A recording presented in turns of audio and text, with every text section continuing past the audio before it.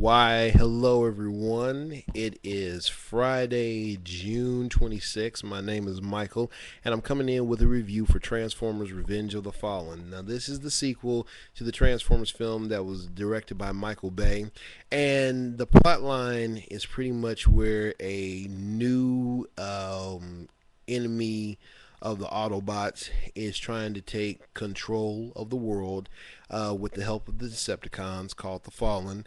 The rest of the storyline will come later in the film. Don't want to spoil it for anybody.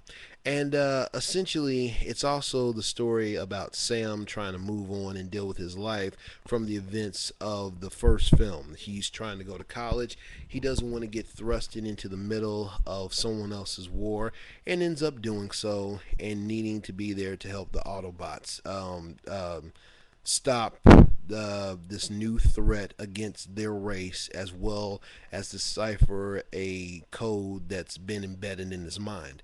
The film has great special effects. It has two or three action sequences that really deliver.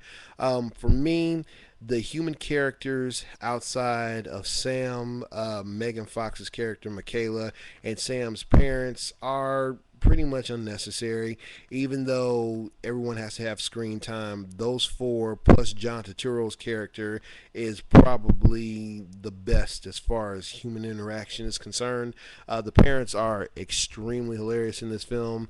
Turturro as the Sector 7 former chief actually has more screen time. And of course, Peter Cullen, who's been the voice of Optimus Prime since the original 80s cartoon, really delivers as Optimus in this sequel. Um, for the most part, like I said, it's a really cool film. Um, it's got its little problems here and there, but for the most part, I'm sorry, I keep saying the same stuff all over and over again. Despite its flaws, it's a film that delivers. It's a popcorn film, it's a summer film, it's an action film. You'll love it. It's pretty long, over 2 hours, so if you can stomach being in the theater that long, go see it. I would not recommend this on bootleg whatsoever. This is one of those films you really need to experience on the big screen.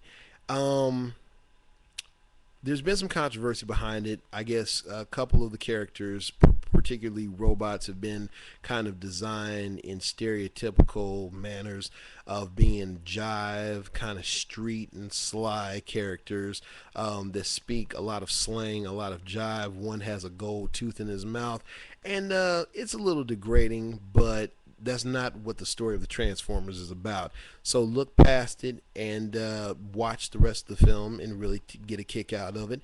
Um, the various locations are pretty cool, and the overall plot is pretty decent.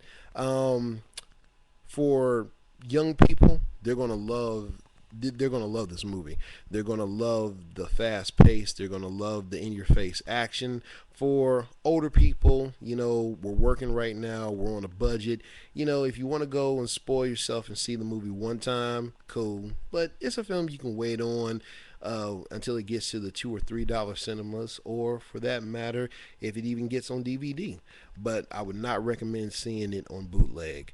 The next film coming out of Paramount Studios, since they've had both Star Trek and now this as summer blockbusters, will be G.I. Joe: The Rise of Cobra.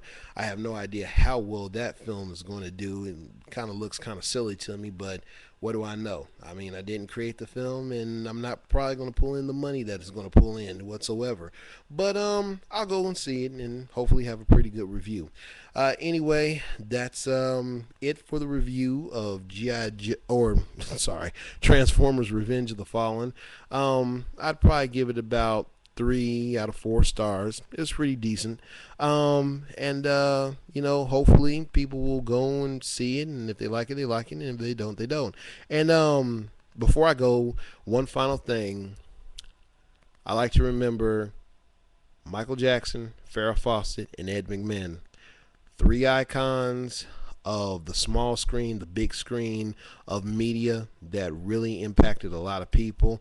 Whether you hated them, whether you liked them, whether you loved them, whether they inspired you, whether they made you want to just go out and beat their asses. They're icons. They're going to be missed. And I just wish their families the best. and everyone can go on and deal with their lives and not forget what these three people have given of themselves. So that's it, and hopefully you'll see me on the next review. Take care.